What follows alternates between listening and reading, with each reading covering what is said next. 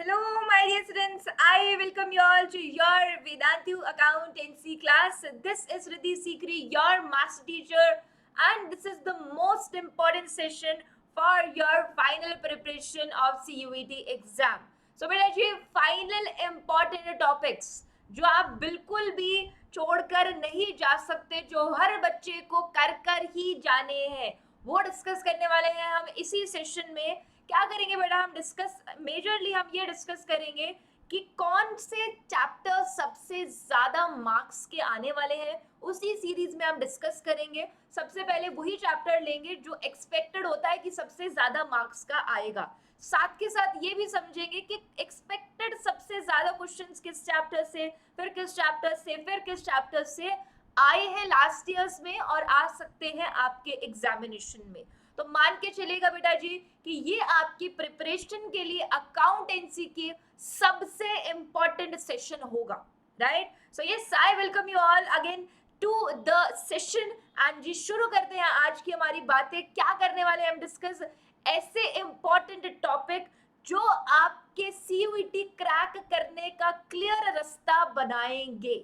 आ जाइए जी, डिस्कस करते हैं रैंक वाइज चैप्टर्स कि कौन से चैप्टर्स सबसे ज्यादा मार्क्स दिला सकते हैं, है ना, एंड किस तरीके से हमें उनकी तैयारी या फिर कौन से टॉपिक्स को सबसे ज्यादा परफेक्टली कर जाना रहेगा। ठीक है जी, आइए जी देखते हैं। तो सबसे पहले बेटा आप लोगों को ऑलरेडी भी पता है ये बात कि इशू ऑफ शेयर्स ऐसा चैप्टर है जो सबसे ज्यादा मार्क्स रखता है।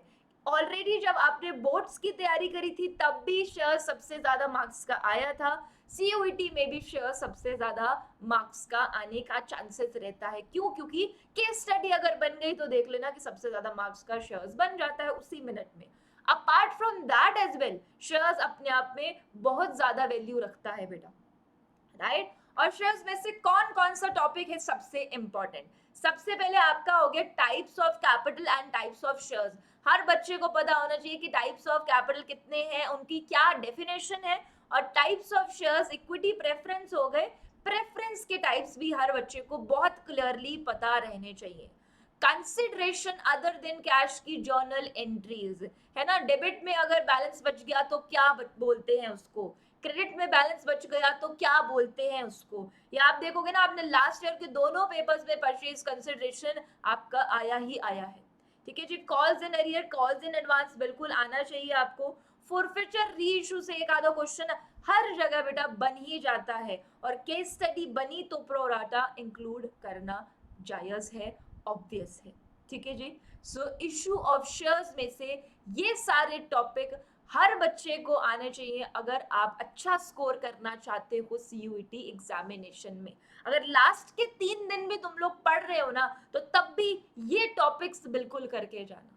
तो मैम इशू ऑफ शेयर्स क्या लास्ट के दिनों में शुरू से हो सकता है? अगर बेटा आपने बोर्ड के टाइम पर भी नहीं किया था तो लास्ट के दिनों में भी फिर भी ये तो थ्योरेटिकल चैप्टर है, ये तो थ्योरेटिकल टॉपिक है, ये टॉपिक बहुत ईजी है, ये भी ईजी ही है। फॉरफिचर री इशू का थोड़ा बहुत आप समझने का ट्राई कर सकते हो, प्रो राटा एंड मोमेंट पर clearly I am telling you वो प्रिपेयर नहीं होता लास्ट के 2 दिन में। अगर आप सिर्फ शेयर्स कर रहे हो तो हाँ हो सकता है, बाकी या तो फिर बाकी सब्जेक्ट छोड़ दो ऐसा भी पॉसिबल नहीं है। तो ठीक है जी, ये सारे इंपॉर्टेंट टॉपिक्स आपने शेयर्स के करके ही जाने हैं और इशू ऑफ शेयर्स को छोड़कर मत जाइएगा। सेकेंड बेटा इंपॉर्टेंस रखता है एडमिशन और रिटायरमेंट ऑफ अ पार्टनर। क्यों? क्योंकि अगर एडमिशन से केस स्टडी बन गई या रिटायरमेंट से केस स्टडी बन गई तो वो भी सबसे ज्यादा वैल्यू रखेंगे। इंपॉर्टेंट टॉपिक्स क्या है एडमिशन और रिटायरमेंट के? ट्रीटमेंट ऑफ गुडविल बिल्कुल बहुत अच्छे से करके जाइएगा, रेशियोज का कैलकुलेशन बहुत अच्छे से कर जाना है, revaluation of assets and liabilities आपको पूरे तरीके से और बहुत अच्छे से आना चाहिए। ठीक है जी, उसके बाद आपका favourite chapter cash flow statement. तीनों ही एक्टिविटी इंपॉर्टेंट है कैलकुलेशन के लिए। ऑपरेटिंग, इन्वेस्टिंग, फाइनेंसिंग में से कोई भी पूछ सकता है, या फिर आपको ये पूछा जा सकता है कि क्वेश्चन दिया गया है या फिर किसी टॉपिक का नाम दिया गया है, पूछा गया कि भाई payment of dividend, payment of dividend कहाँ पर कौन सी एक्टिविटी में जाता है, इस टाइप के क्वेश्चन है ना। पेमेंट ऑफ डिविडेंड हो गया, पेमेंट ऑफ सैलरी हो गया, है ना, या फिर payment of interest on loan हो गया। इन टाइप्स के आपसे हेड्स दे दिए और पूछ लिया कि बताओ ये कौन सी एक्टिविटी में जाएगा। तो इस चीज के लिए आपको बिल्कुल प्रिपेयर्ड होकर जाना है। कैश फ्लो स्टेटमेंट भी अपने आप में मान के चलो 4 से 5 नंबर के क्वेश्चन, 4 से 5 क्वेश्चन है ना, नंबर तो मल्टीप्लाई बाय 5 हो गया, बट 4 से 5 क्वेश्चन कैश फ्लो से भी बन सकते हैं और 5 से 6 शेयर्स से। एनपीओ, एनपीओ जो कि आपका सीओटी में ही ऐड हुआ है, स्टिल बेटा एनपीओ में से भी 3-4 क्वेश्चंस बनते हुए देखे गए हैं। तो एनपीओ में से सबसे ज्यादा अच्छे से करके जाना है सब्सक्रिप्शन, दोनों ईयर्स में हर पेपर में आया है। कॉस्ट ऑफ मटेरियल कंज्यूम्ड अच्छे से पढ़ के जाइए, फंड बेस्ड अकाउंटिंग का मतलब समझ के जाइए और उसका इफेक्ट जानकर जाइए, और जितनी भी थ्योरेटिकल टर्म्स आती हैं रिसिप्ट्स, पेमेंट्स में, एक्सपेंडिचर में, वो अच्छे से समझिए। तो प्रैक्टिकल हो गया इन तीनों टॉपिक्स पे, और थ्योरेटिकल ये टॉपिक्स की अंडरस्टैंडिंग, जैसे वर्ड्स का मीनिंग हो गया ना, जैसे हॉनोरेरियम का मतलब हो गया, लेगेसी का मतलब हो गया, वो आपको पता होना चाहिए। ठीक है जी। नेक्स्ट देखिए आपका fundamentals, of course 3 to 4 marks carry, 3 to 4 questions के मार्क्स कैरी करेगा, है ना। जब प्रोविजन क्या होता है, अगर डीड साइलेंट होती है, वो सारे रूल्स पता होने चाहिए।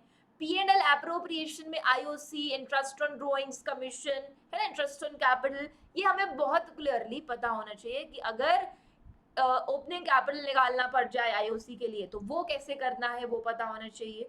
गारंटी ऑफ प्रॉफिट का भी अंडरस्टैंडिंग हमें थोड़ा बहुत रहना चाहिए। Dissolution of partnership firm, dissolution से बेटा बोर्ड में भी जो बात तुम लोगों को बोली थी कि डिसोल्यूशन से सबसे इंपॉर्टेंट क्या है, एंट्रीज, जर्नल एंट्रीज और रियलाइजेशन अकाउंट। किसकी जर्नल एंट्रीज, हमेशा रियलाइजेशन एक्सपेंस की journal entries, assets took over की जर्नल एंट्रीज, है ना, किस तरीके से एसेट्स रियलाइज होंगे, सारी जर्नल एंट्रीज एसेट्स रियलाइजेशन की, राइट। साथ के साथ सारी जर्नल एंट्रीज लाइबिलिटीज की, पेमेंट्स की, ये सारी चीजें बहुत अच्छे से डिसोल्यूशन में आपको आ जाए तो आपको इजी लगेगा पेपर आराम से। ठीक है जी। Issue and redemption of debentures में से ऑफ कोर्स परचेज कंसिडरेशन बहुत अच्छे से करिए, साथ के साथ डीआरआर और डीआरआई की एक एक चीज समझ कर जाइए, क्योंकि रिडेम्पशन आपके लिए एक नया चैप्टर है बेटा। तो इसमें आपको क्या है कि डीआरआर का परसेंटेज, डीआरआई का परसेंटेज, डीआरआर की एंट्री, डीआरआई की एंट्री, साथ के साथ डीआरआई कौन कौन सी कंपनीज को बनाना कंपलसरी है और कौन कौन सी कंपनीज को एग्जेम्प्टेड है, ये बिल्कुल आपको पता होना चाहिए। ठीक है जी। अगर ये पता है तो बहुत अच्छी बात है। कंप्यूटराइज्ड अकाउंटिंग में क्या क्या चीजें हैं जो हमें स्पेसिफिकली अंडरस्टैंडिंग होनी चाहिए, जिनकी data entry, data validation, data verification, codification, queries, forms, reports, spreadsheet और कीज, कुछ इंपॉर्टेंट कीज जो कि आपकी एनसीईआरटी में दी गई हैं, वो बिल्कुल अच्छे से कर जाइएगा।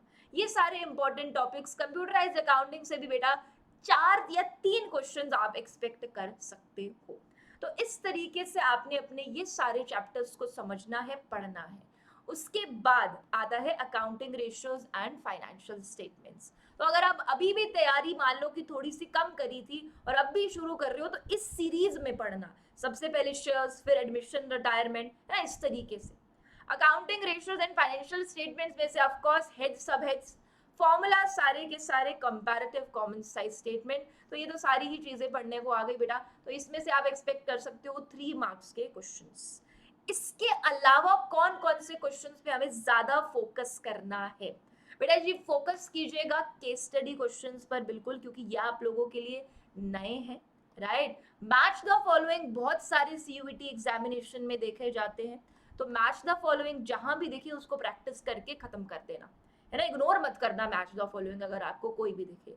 सीक्वेंसेस, जैसे कि अगर मुझे डिबेंचर्स इशू करने हैं, रिडीम करने हैं, तो क्या स्टेप्स होते हैं, शेयर्स फॉरफिट करने हैं तो क्या स्टेप्स होते हैं, है ना, एडजस्टमेंट ऑफ कैपिटल करना है तो क्या स्टेप्स होते हैं, तो उसका सीक्वेंस एक फॉर्मेट में लगाना, इस टाइप के क्वेश्चंस भी आपके सीयूईटी एग्जामिनेशन में देखे गए हैं। तो ये एक्स्ट्रा टाइप ऑफ क्वेश्चंस आपने बहुत अच्छे से ध्यान से देखकर जाने हैं। ठीक है जी। तो ये था मेरी तरफ से बेटा important questions and basically your important chapter का सीरीज, कि किस सीरीज में आपको अपनी तैयारी, अब अगर आप एंड टाइम पर कर रहे हो, इंपॉर्टेंट टॉपिक्स देखना चाहते हो, तो इस तरीके से अपने लास्ट मोमेंट की प्रिपरेशन कीजिएगा। ठीक है जी। Yes, I hope you all understood everything. I hope you all are already prepared for everything. आपको सिर्फ इनको रिविजन करने का जरूरत पड़े, एक रिविजन से ही आपकी बात बन जाए, राइट? तो I expect that and I wish you all the best for the examination. अपना तैयारी अच्छे से कीजिए, जो आपके रिमेनिंग डेज हैं लग कर एमसीक्यूज कीजिए. जो भी गलती आती है उसको दोबारा से पढ़कर उस कंसेप्ट को दोबारा से रिवाइज कीजिए. ठीक है जी. अगर डीयू टारगेट कर रहे हैं तो अपने डोमेन प्लस इंग्लिश पर ज़्यादा फोकस कीजिए और बहुत बहुत अच्छे से बीकॉम ऑनर्स और बीकॉम जो लोग ऑप्ट कर रहे हैं या करना चाहते हैं फ्यूचर में, है ना, तो बहुत अच्छे से बेटा अपनी तैयारी कीजिए. All the best wishes, many best wishes to all of you. सब अच्छा जाएगा, एग्जाम अच्छा जाएगा. लास्ट डेज में लग के थोड़ी मेहनत कर लीजिए, है ना, फिर आप लोग पहुंच जाएंगे अच्छे कॉलेज में, है ना, एक अच्छी वाइब आप देखेंगे कॉलेजेस की, राइट? तो अच्छे कॉलेज में जाने के लिए थोड़ा एफर्ट तो करना पड़ेगा, तो उस एफर्ट को डालिए, अच्छे से प्रिपेयर कीजिए, अच्छे से मेहनत कीजिए, सब बढ़िया जाएगा बेटा, है ना. आज के सेशन के लिए इतना ही रखेंगे. अपने डॉक्यूमेंट्स को भी मत भूलिएगा बेटा ले जाने. सारे के सारे डॉक्यूमेंट्स अच्छे तरीके से याद से ले जाइएगा. क्यों? क्योंकि अगर आप कुछ भूल जाते हैं, बाद में उसका पिक्चर मंगवाएंगे, फिर प्रिंट निकलवाएंगे, उसमें कुछ बिग डील नहीं है. बट आप जिस तरीके से उस प्रेशर को लेंगे वो एक बिग डील है.